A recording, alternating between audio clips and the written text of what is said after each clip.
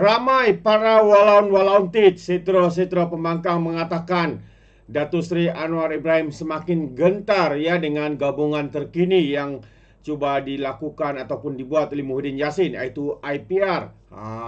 Apa IPR tu lupa sudah nama penuhnya. Tidak apa. Namun sebenarnya sahabat semua, bagi kita sebaliknya. Ya, kenapa mereka sanggup ya pemimpin-pemimpin yang sudah lanjut usia ini berhimpun, berkumpul bersama untuk cuba menjatuhkan Anwar Ibrahim seorang diri, sahabat semua. Kerana mereka merasakan tidak mampu untuk menjatuhkan dan menghancurkan kerajaan hari ini dengan usaha daripada satu parti, antaranya Parti Bersatu maupun PAS. Kerana itu mereka bergabung, politikus-politikus warga emas ini bersama-sama kononnya untuk menjatuhkan dan menggegarkan kerajaan hari ini. Tapi sebenarnya rakyat pun sudah tahu bahawa mereka ini tidak lagi relevan ya di dalam politik tanah air kita. Itu pandangan saya. Jadi sekali lagi sahabat semua, saya ingin membawakan anda satu ucapan terkini daripada Perdana Menteri kita yang semula mendapat pengiktirafan, penghargaan dan juga penghormatan daripada pelbagai negara, negara Islam, negara Eropah, apatah lagi di Asia ini.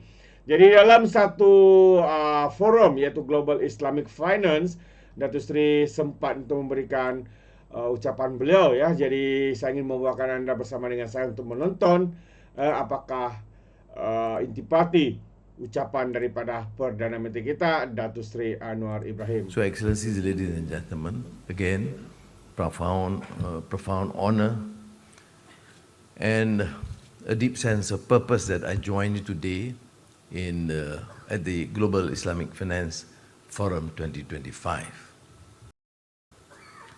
So, my appreciation to the association for, of course, Islamic Banking and Financial Institution Malaysia, IBIM, for their exemplary leadership in convening this forum with the steadfast support of the Governor and the Bank Negara Malaysia. I was alluding in Bahasa just now that at the rate he is going, I would insist that I set up an office here. Because I think for 3 weeks in a row, right? And he's so persuasive and demanding that it's very difficult for me to say no. He says this is the best in the world, this exemplary, this will give you the necessary push. And how do I, as a politician, say no? Those of you who are familiar with the Yes Prime Minister series will understand what I mean. Now, once again, the timeless principles of the Sharia, particularly the understanding of Maqasid Sharia, meet the boundless possibilities of modern innovation. And I made this reference to this issue here last week and the previous week about the need to see the Islamic financial instrument as not just complementary, but to focus on our ability and capacity to showcase and present a viable alternative that covers not a limited understanding of sustainability, but of ihsan, of a true meaning of participatory and joint and fair and just development. This morning I had this conversation with the students. Dr. Azman was there, and I made this reference to our economic discipline in the universities. My generation and many of you have been taught that the pillar has been, of course, Adam Smith's Wealth of Nations. Whilst that seems to be relevant in some areas, I'm not discarding that entirely in its entirety. But we should be, even if you understand Adam Smith's Wealth of Nations, it is only fair to also read his other great work, The Theory of Moral Sentiment. Then the whole understanding of economic development and capitalistic outlook can be at least be adjusted to understand some societal concerns that relate to the issue of inequality and justice. I made reference to a small retreat we had in Bilbao in Spain with Amartya Sen and Michel Camdesu many years back when I was in the doldrums. So I had a lot of time. Now, it is interesting, we were talking about Adam Smith and his limitations if we confine with most of our countries fail, including Muslim countries. But it is interesting that Amartya Sen's wife, Emma, alerted us to say, look, before you proceed further to this critique, or should I say devastating critique of Adam Smith, you must also realize that Adam Smith, in his Wealth of Nations, not taking theory of moral sentiments, made a point to raise the issue of inequality at least 14 or 17 times, according to her. Amazing, she could count how many times Adam Smith made. Now, why I refer to this is precisely because we inherit a system. And this is a major challenge of post-colonial world and society, that people, however much, even some nationalists and anti-colonial masters, leaders, tend to be absorbed and convinced with a particular viewpoint, either the right, unbridled capitalism, or the left, socialism or communism. And we see now an opportunity to make some adjustments. And I have strong views on this, to follow my colleague Najatullah Siddiqui, of making adjustments, of Islamizing some instruments. Fair, it has been to be done in the first decade or so, but now we should mature. We should be able to see the strength of the economic system as a viable alternative, and I think showcase to the world, because unbridled capitalism with the lack of values and humanity in politics and I'm surely in economics, we need not be just confined to the views of Piketty or before that Stiglitz or even John Rawls. For those who are familiar with this whole concept of maqasid sharia and economics would realize that the major concern in economic development is justice and equity. And the legacy of Omar Abdul Aziz, for example, is not only that he's pious, but more profoundly, as a caliph, he made it clear that his major task, other than peace and stability, is effective eradication of poverty from countries like, from of course, the Arab world to Azerbaijan. And why is it so? Because, of course, it relates to the issue of governance.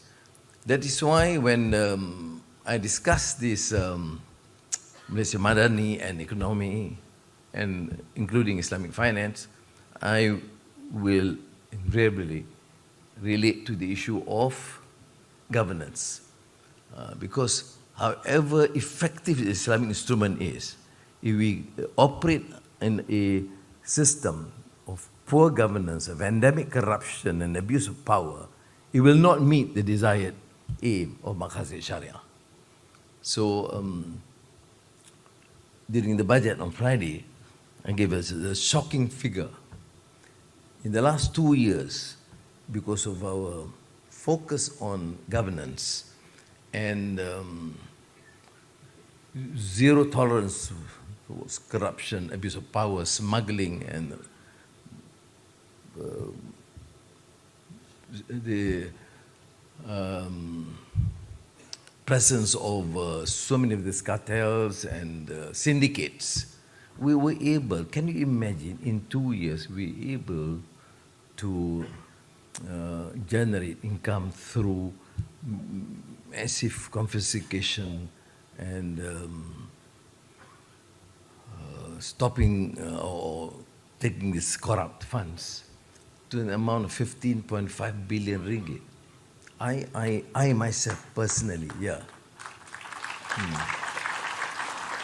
find a great difficulty to understand how is it that in a country like Malaysia, relatively, doing reasonably well, good governance, still we find this. And this is not, of course, complete.